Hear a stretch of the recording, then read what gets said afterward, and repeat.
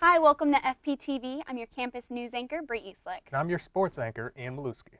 Let's get right to it. Now up first, the Franklin Pierce athletic teams are holding a food drive called Trick or Treat for kids to eat in the surrounding communities of Rindge and Jaffrey to collect canned foods for the Rindge Food Pantry. The teams are pairing up to work together. One team will leave flyers at the homes, and other teams will pick up the food that is left out. The surrounding community has been mapped out and split between all the pairs of teams. The event was put together by Student Athletic Advisory Committee, or the SAAC. The SAAC representative, Krista Pierce, said, "I think that's a great way for athletes to become closer to the community. It also gives right back to those who are in need throughout Rindge and other surrounding areas." The food drive was started to help athletes become closer to the community, and in addition, athletes are now required to complete 5 hours of community service during the season. The food drive is being held over the next few weeks to collect food. Look for bins in the cafeteria. And in other news, Franklin Pierce University is now home to a Professional League of Legions esports team, Odin's Fury. The Odin's Fury team has been in the making since September, when Gamers Club members were polled on their interest in forming it.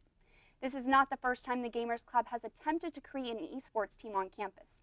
The Gamers Club had previously assembled a team for the same purpose this January. However, the team has fallen apart due to a loss of interest in the graduation of multiple members. In founding the new team, Junior Ryan Woolley said he hopes to have it remain stable. And the professional esports teams also have potential to receive large amounts of from winning tournaments and can generate scholarships based on their performance.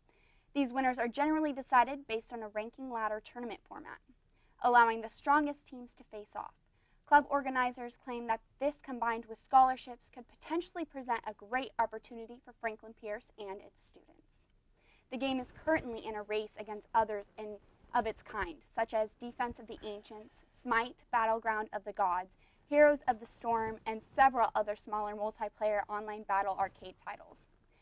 And also in other news, the 20th annual Trick or Treat event on campus for area families will be taking place tonight at 5 to 8 p.m. on campus. Local kids are welcome to explore the campus as well as trick or treat in the Lakeview houses. This event is being run by Chris Johnson, the Senior Experience Director in Residential Life. Johnson thinks that the event is great for students to really get in the spirit of the event by donating time and cash out of pocket. He also said that for parents, it's a convenient, nice, and safe area for kids to be around in. And Johnson also said that this event brings 1,000 people for 3 hours. He's expecting the same number of visitors again this year, so be sure to be prepared with lots of candy. And now I'm going to send it over to Ian with sports. Thank you, Bree. The Franklin Pierce women's soccer team pulled off one of the biggest upsets of the fall season when they beat number 6 Idelphi 1-0. The Ravens' lone goal came from sophomore midfielder Veronica Marquez at the 78th minute of play. Making her first career start, Marquez, a native of Sao Paulo, Brazil, wound up in a one-on-one situation against the goalkeeper and put her shot into the lower left corner for the first goal of the season. Senior goalkeeper Casey Cook made 5 saves for her 7th shutout of the season, the 21st of her career. With the win, the Ravens become the first team this season to beat the nationally ranked Panthers in NE10 play. The win pushes Franklin Pierce to 4th in the NE10 with 23 points, while Adelphi still sits at number 1 with 33 points and on an 11-1 record in the conference. Cook and the Ravens improved to 8-3-2 on the season. At the other end of the field, freshman goalkeeper Isabel Sandstorm finished with 2 saves against 3 shots on goal and suffered the loss. The Ravens returned to the field on Wednesday, October 25th, when they return home to host St. Michael's in an NE10 contest. Opening kickoff is set for 6 p.m. at Tedesco Field in Rindge. In other sports news, the Franklin Pierce University field hockey team rallied from a 3-1 deficit to beat Bentley College on the road 4-3 in overtime. Goals came early and often, with the teams combining for 4 goals in the first half. After giving up 3 consecutive goals, Ashley Sylvia tied things up for Pierce at the 38th minute. From that point on, both offenses stalled and went into overtime tied at 3 apiece. It was at the 94th minute, junior midfielder Reagan Moulton buried a drive off a penalty corner to cap a hat trick and to send the Franklin Pierce University field hockey team spilling onto the field in celebration.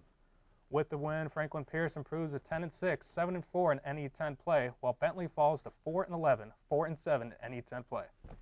Senior goalie Meg Williams improved to 10-6 and finished with 3 saves against 6 shots on goal to pick up the win in net for the Ravens. She became the first goalkeeper in program history to reach double digits in wins in a single season. It was also Williams' 30th career win, making her first in the program history to reach that milestone as well. The Ravens will return on the field Friday, October 27th in the regular season finale when they travel to Assumption. Game time is set for 7 p.m. at Multisport Stadium in Worcester, Mass. And on to the weather with Betsy Kleiner.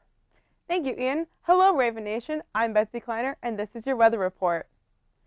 It is raining today. No surprise. Clouds have been out all day, threatening showers as well as causing its humidity. For tomorrow, it will continue to rain with a high of 63 and a low of 49. This weekend, the rain will clear up with a high of 63 and a low of 43 on Saturday, while on Sunday, the rain will return with mild weather of 61 to 53 degrees. Again, this has been your weather report, and I'm Betsy Kleiner. Back to you guys. Well, that's all we have for today. Thank you for joining us here at FPTV. We will see you next week. Good night.